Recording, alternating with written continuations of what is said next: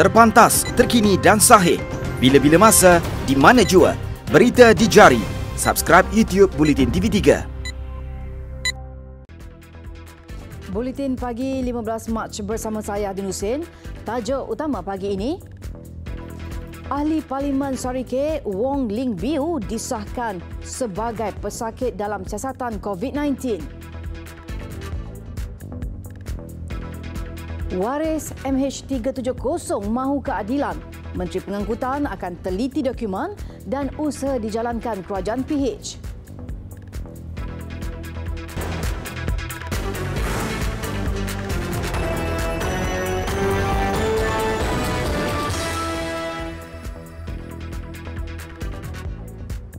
Assalamualaikum dan selamat pagi.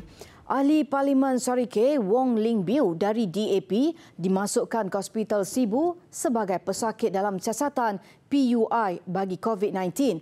Pengarah Kesihatan Sarawak Dr. Chin Zin Hong mengesahkan bahawa Ling Biu telah dimasukkan ke hospital. Ling Biu sebelum ini dikatakan telah menghadiri beberapa mesyuarat politik di Kuala Lumpur dari 29 Februari hingga minggu lepas susulan kemulut politik yang menyebabkan Kerajaan Pakatan Harapan tumbang. Ahli Parlimen Sibu Oscar Ling Chai Yu sebelum ini memaklumkan Ling Biu dipercayai dimasukkan ke hospital sebelum ini bukan kerana virus berkenaan. Sebaliknya, ia ekoran radang paru-paru namun pihak hospital menahannya sebagai PUI.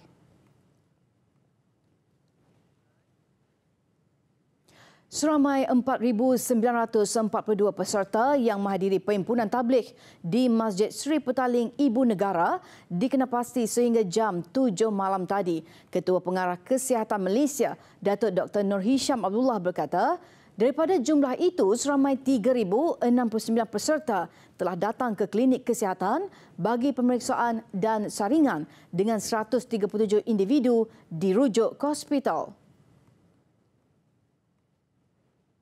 Daripada saringan berkenaan, 1,634 individu mengalami gejala jangkitan saluran pernafasan dan telah diambil sampel. Manakala 2,932 peserta akan dilakukan pemantauan di rumah masing-masing untuk tempoh 14 hari dari tarikh akhir menghadiri perhimpunan berkenaan.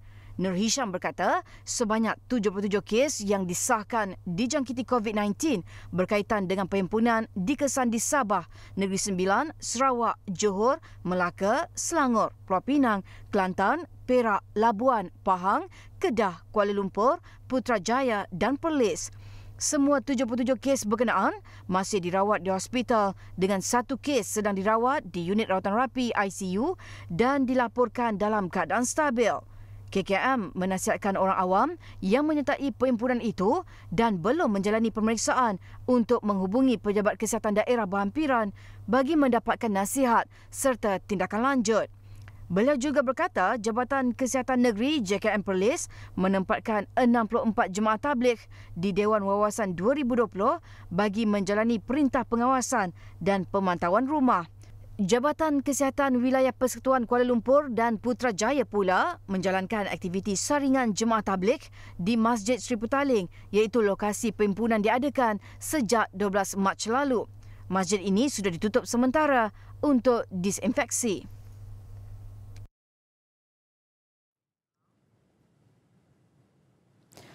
Kementerian Wanita dan Keluarga diberi tanggungjawab untuk menjaga serta mengurus hal ehwal kebajikan rakyat Malaysia yang akan dibawa pulang dari Itali dan Iran susulan penularan COVID-19. Dalam satu kenyataan, menterinya Datuk Sri Rina Muhammad Harun berkata, petugas Jabatan Kebajikan Masyarakat JKM telah menyediakan keperluan asas seperti makan, minum, pakaian, peralatan harian dan keperluan lain, selain mendaftar dan mengemaskini maklumat mereka yang menjalani pengawasan.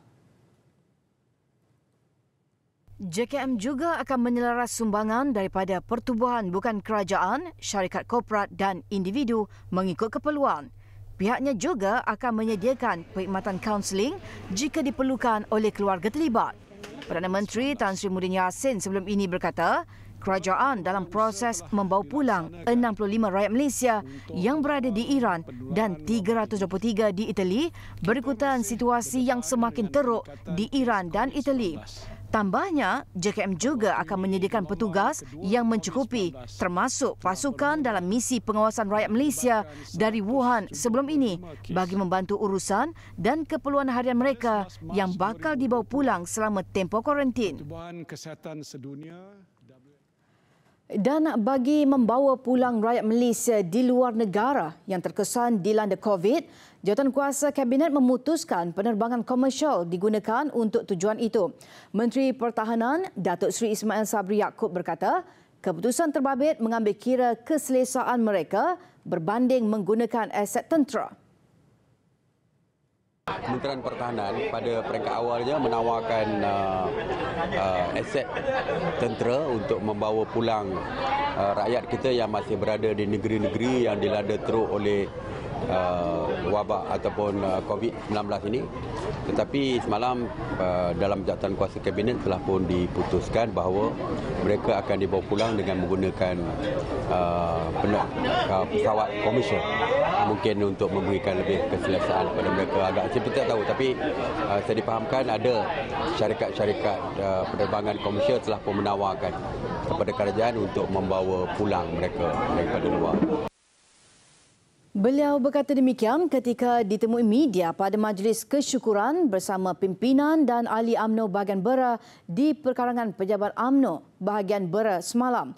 Ditanya mengenai tarikh bila akan dibawa pulang, beliau menjelaskan Kementerian Luar akan mengadakan perbincangan terlebih dahulu dengan negara terbabit. Kerajaan Negeri Sabah terus mengambil langkah berjaga-jaga dalam memastikan penularan wabak COVID-19 dapat diminimalkan ke atas orang awam. Ia terutama membabitkan semua anggota jemaah tabligh yang pernah menghadiri perhimpunan ijtima' tabligh di Masjid Sri Petaling, Kuala Lumpur baru-baru ini. Dalam satu kenyataan, kerajaan negeri memaklumkan ahli keluarga terdekat kepada anggota terbabit juga diminta untuk tampil memaklumkan kepada pegawai perubatan kerajaan dengan kadar segera. Kenyataan turut menyebut sebanyak 4 markas tabligh iaitu di daerah Kota Kinabalu, Beaufort, Tawau dan Sandakan ditutup buat sementara waktu bagi tujuan melakukan kerja-kerja pembasmian kuman. Masjid dan surau yang pernah dikunjungi anggota jemaah tabligh terlibat juga hendaklah ditutup buat sementara waktu bagi tujuan melakukan tindakan langkah pencegahan sama. Khamis lalu, seorang lelaki tempatan berusia 58 tahun dari Tawau disahkan sebagai individu pertama positif COVID-19 di Sabah. Lelaki terbabit antara jemaah tabligh yang menghadiri perhimpunan di Masjid Sri Petaling, Kuala Lumpur pada 28 Februari hingga 1 Mac lalu. Di Terengganu, industri perhotelan diminta untuk menjalankan saringan seperti pemeriksaan suhu badan bagi memastikan pengunjung bebas daripada jangkitan COVID-19. Pengerusi Jawatankuasa Pelancongan, Kebudayaan dan Teknologi Maklumat, Arifin Draman berkata, langkah proaktif yang diambil ini selari dengan arahan kerajaan bagi mencegah penularan penyakit berkenaan. Lazimnya, pelancong domestik terutamanya tidak perlu bimbang untuk berkunjung ke pulau-pulau peranginan di Terengganu. Perkhidmatan saringan COVID-19 ada disediakan di setiap pintu masuk utama. Terdapat beberapa program yang hari ini saya nak mengisytiharkan. Jabatan Pelancongan telah mengeluarkan kalendar pelancongan, kalendar aktiviti pelancongan sepanjang setahun. Maka hari ini saya nak mengisytiharkan berpandukan kepada arahan daripada pihak Datuk Setiausaha Kerajaan Negeri yang merujuk kepada arahan daripada Kerajaan Malaysia melalui Kementerian Kesihatan Malaysia, maka kami menangguhkan, bukan membatalkan, menangguhkan kesemua program-program dalam kalendar pelancongan yang ada, dan insya-Allah masa bila akan diadakan ni akan dimaklumkan kemudian.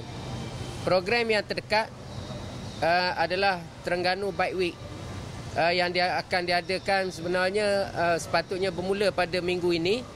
Beliau berkata demikian selepas melancarkan program Terengganu Negeri Pelancongan Berisiko Rendah COVID-19 di Resort World Kijal, Kemaman. Dalam pada itu, Kerajaan Negeri Terengganu akan memperkenalkan pakej ransangan dalam menangani wabak COVID-19 yang sedang melanda seluruh negara ketika ini. Ia bertujuan merangsang sektor pelancongan di Negeri Terengganu ekoran penularan wabak berkenaan. Pakej ransangan tersebut akan dibentangkan pada mesyuarat kerajaan negeri dalam masa terdekat untuk diluluskan.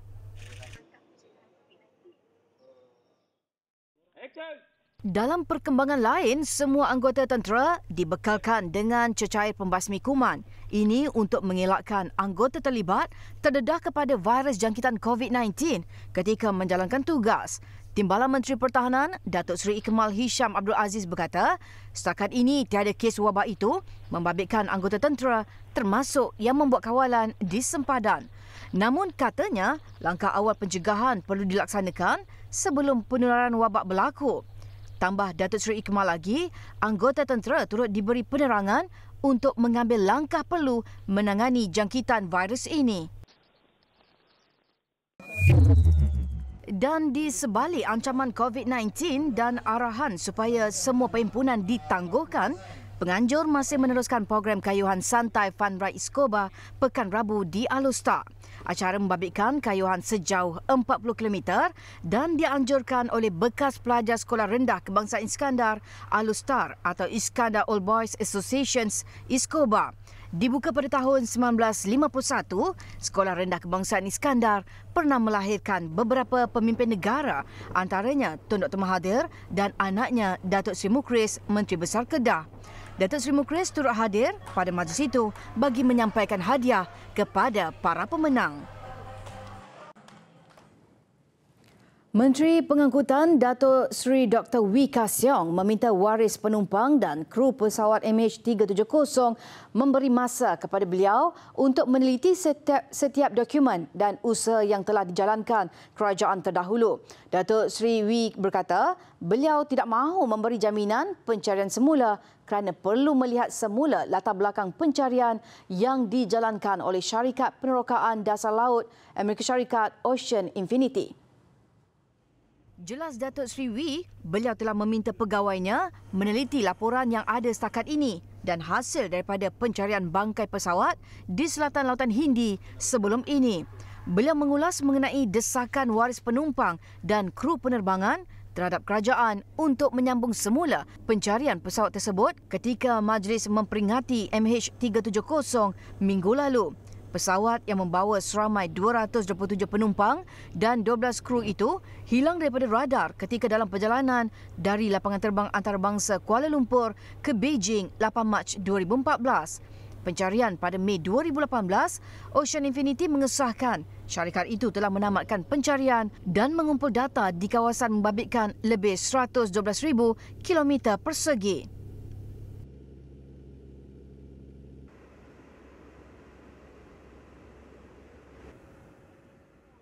Besar impaknya. Laris selepas hasilnya. Pantas menampilkan prosiding ini secara dalam keuangan maya. Berita di jari. Subscribe YouTube Bulletin TV3. Kita ke laporan antarabangsa. Menteri Perhubungan Indonesia Budi Karya Sumadi disahkan positif COVID-19. Berita itu disahkan Menteri Sekretariat Negara Pratikno. Budi Karya sebelum ini dikatakan mengalami demam taifod selepas pulang dari melakukan kunjungan kerja di beberapa wilayah. Beliau ketika ini sedang melakukan kuarantin rumah. Menurut jurucakapnya, menteri itu bagaimanapun tetap melakukan tugas menterinya dari rumah. Budi pada awal bulan ini berada di lapangan terbang antarabangsa Jawa Barat, lokasi pemindahan warga negara Indonesia yang dibawa pulang dari kapal pesiaran Diamond Princess.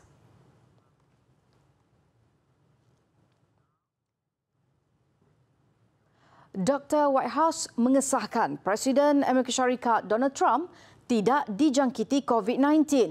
Trump menjalani saringan kesihatan susulan pertemuannya dengan delegasi Presiden Brazil di sebuah resort milik beliau di Florida baru-baru ini. Beberapa ahli rombongan itu kemudian disahkan positif virus berkenaan. Doktor kepada Trump, Sean Conley, memaklumkan beliau menerima pengesahan bahawa keputusan saringan kesihatan ke atas Presiden itu adalah negatif petang semalam. Menurut Conley, seminggu selepas makan malam bersama delegasi Brazil di Malayago, Trump kekal bebas simptom jangkitan virus itu.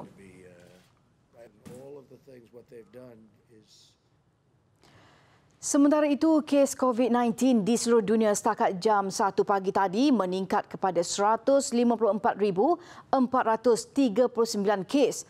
Lebih 5,832 kematian dicatat, manakala 75,799 sembuh. Sementara itu, Jordan akan menghentikan penerbangan masuk dan keluar dari negara itu mulai Selasa sebagai langkah memperketat kawalan sempadan bagi membendung penularan COVID-19. Perdana Menteri Omar Razaz memaklumkan sekolah dan universiti juga ditutup selama 2 minggu dengan kawasan pelancongan serta semua sukan dan pawagam turut ditutup. Jordan merekodkan 1 kes COVID-19 dengan pesakit dibenarkan pulang ke rumah semalam. Jordan juga telah menutup sempadan dengan Mesir, Iraq dan wilayah Palestin diduduki Israel. Dalam pada itu, Sepanyol bercadang melaksanakan perintah berkurung mulai Isnin. Ianya antara 15 hari pelan darurat bagi membendung COVID-19. Kerajaan juga mengarahkan penduduk berkurung di rumah kecuali untuk membeli makanan, ke farmasi, hospital, bekerja dan kecemasan lain. Kenderaan awam juga akan dikurangkan termasuk kapal terbang, perkhidmatan bas dan operator bot. Pihak majikan juga diminta membenarkan pekerja membuat kerja dari rumah atau lokasi lain dari premis pekerjaan. Selain dikawal pihak Kementerian Dalam Negeri, Kementerian Kesihatan dan Kementerian Pengangkutan juga akan bekerjasama dalam pentadbiran sepanjang tempoh 15 hari darurat. Besar impaknya. Tular selepas hasilnya. Pantas menampilkan Prosiding ini secara dalam keuangan maya. Berita di jari. Subscribe YouTube Bulletin TV3. 3 perlawanan berlangsung untuk aksi keempat Liga Super semalam dengan tumpuan pastinya terarah kepada aksi pendahulu Liga Johor Darul Takzim di Iskandar Puteri. Beraksi dalam stadium kosong jelas agak memberi kesan dengan persembahan JDT apabila terpaksa berpuas hati dengan satu mata selepas Felda United berjaya merakam keputusan seri 1-1. Turut merekod keputusan seri, Perak yang terpaksa bekerja keras untuk mengikat Sabah 2-2 di Kota Kinabalu. Sementara Pahang ceria mengutip 3 mata berharga selepas mengatasi Melaka 1-0. Melayan kunjungan Felda United di Stadium Sultan Ibrahim, JDT tampil dengan dominasi awal. Cuma percubaan Diogo Santos sedikit tersasar. Minit ke-21, JDT akhirnya memecah kebuntuan selepas Syafiq Ahmad menyudahkan hantaran Matthew Davis. Usaha terus dipergiatkan untuk mencari gol tambahan, namun Felda berjaya mengekalkan keputusan 1-0 tamat separuh masa. Bersambung selepas rehat, corak berbeza ditampilkan Felda dan gerakan yang dicipta pada minit ke-51 akhirnya membuahkan hasil apabila lorongan Nicholas Velez berjaya disudahkan Frederick Bulo untuk mengikat kedudukan 1-1. 3 minit berselang, Felda hampir menggadakan jaringan, namun percubaan Velez berjaya disekat Farizal Marlias. Minit ke-60, JDT meraih peluang keemasan selepas dihadiahkan sepakan penalti. Bagaimanapun, sepakan Gonzalo Cabrera berjaya ditepis keluar penjaga gol Felda, Muhammad Mohamed Muhammad, menambahkan lagi kekecewaan JDT. Kekal 1-1 tamat sepenuh masa, Felda pastinya ceria dapat mencuri 1 mata dari Stadium Sultan Ibrahim. Sementara itu di Stadium Likas, Perak dipaksa bekerja keras sebelum berjaya mengikat Sabah dengan keputusan seri 2-2. Seawal minit ke-5, Sabah sudah di depan selepas sepakan percuma Azizan Nordin terus menerjah gawang Perak. Bagaimanapun, kedudukan kembali seimbang apabila Syahril Fikri Mat Fauzi menjaringkan gol penyamaan minit ke-17. Minit ke-27, Perak sekali lagi dikejutkan dengan jaringan Sabah. Kali ini menerusi Gaing Nabuyu yang menyudahkan hantaran Alto Linus. Gawang Perak terus diasak Sabah selepas itu, namun ketangkasan penjaga gol Nasrullah Abdul Aziz dan benteng pertahanan Perak terus kental bertahan. Bersambung selepas rehat, giliran Perak pula menyerang. Minit ke-79 berpunca daripada sepakan percuma Hafiz Ramdan. Syahril berjaya menjaringkan gol kedua pribadi dengan keputusan 2-2 kekal sehingga tamat perlawanan.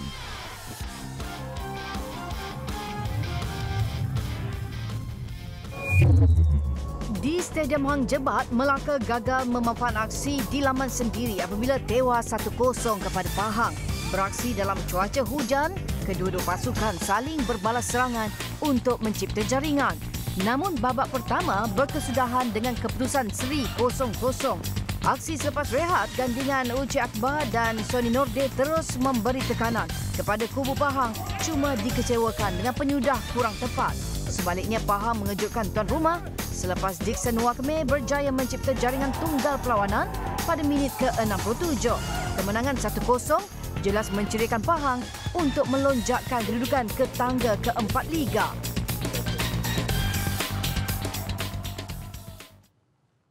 Laporan itu mengakhiri buletin pagi hari ini. Dengan itu, salam hormat dan Assalamualaikum.